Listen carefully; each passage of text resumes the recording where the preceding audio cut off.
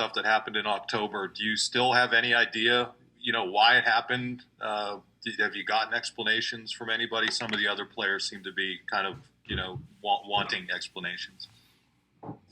No, for me, I still have the privilege to talk to Coach. I just talked to him today, and I think that's the most important thing about all this is that he still wants to be there for me. He's been like a father figure in my life for the past 4 years, and he keeps telling me he's not going to stop. So probably going to be 35 years old, have my first kid, get a call from Coach Chambers.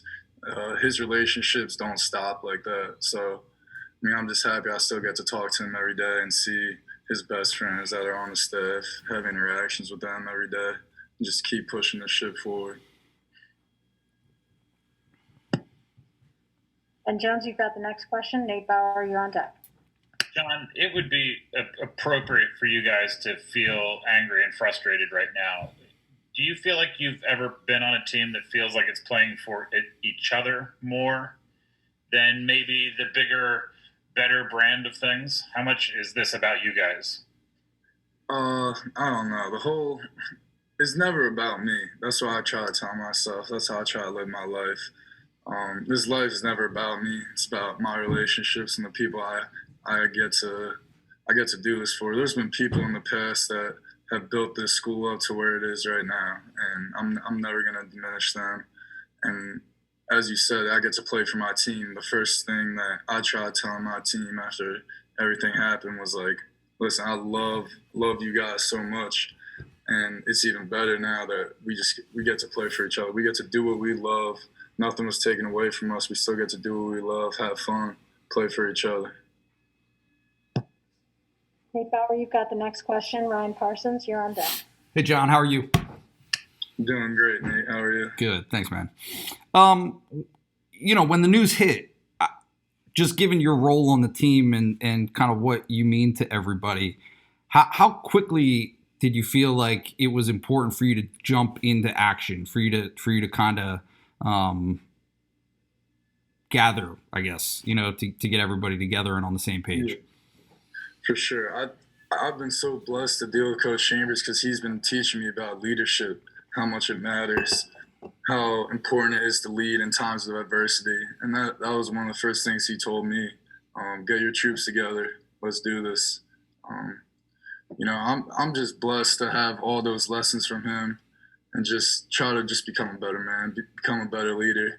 And the great thing about this year is in the years past, we had Lamar, and Lamar was our man. I love Lamar, shout out Lamar. Hope he ends up at a great place. But now we have 8, 10, 15 leaders on this team right now that are ready to just play basketball, get after, and hopefully win a couple games. Ryan Parsons, you've got the next question. Mark Brennan, you're on deck. Hey, John, how are you? I'm doing good. How are you? Good. So as one of the only forwards on a team that's basically small oriented towards playing small ball, how have you taken on sort of a leadership role, both on the court developing those guys and off the court leading them through these tough times?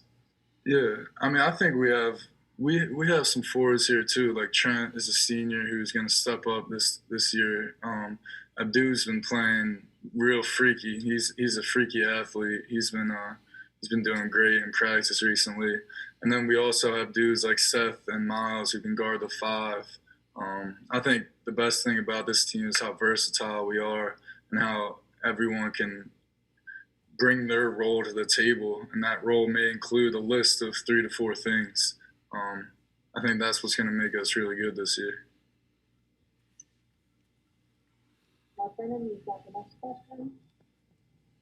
Can you tell us about Updo a little bit more? You say that he's done some freaky things. Give us an example, and is there anybody you can kind of compare him to? Yeah. Zay's been playing incredible, but Zay's been having nightmares of Updo recently.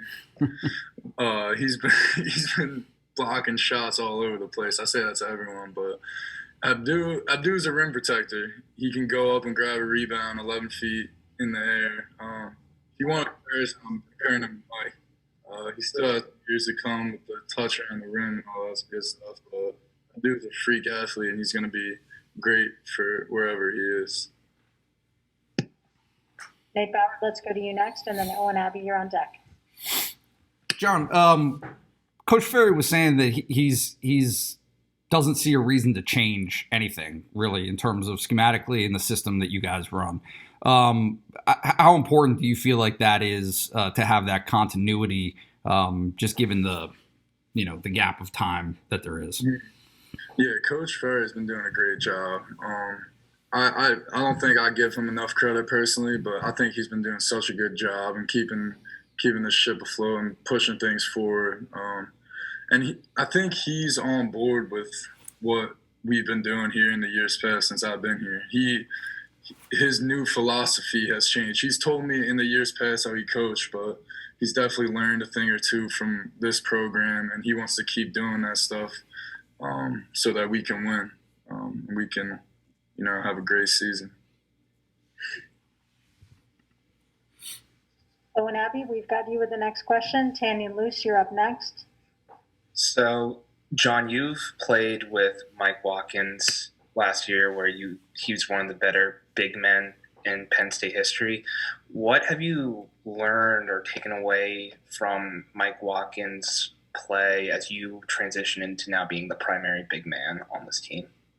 You got to work hard. That's what I've learned. With Mike, he was another freak athlete, so every day I had to show up. I had to make sure I stretch so I could be just as athletic and try to bang with him every day, try to make sure I box out every possession because Mike can come out of nowhere and grab the rebound. I'm grateful for the opportunity to go up against Mike every day for the past 3 years, so I think it's just made me a better player, better teammate too. Tanny and Luce, you've got the next question. Nate Bauer, you have the final question for this session. Hi, John. Just what sort of expectations do you have for yourself this season and for the team this season?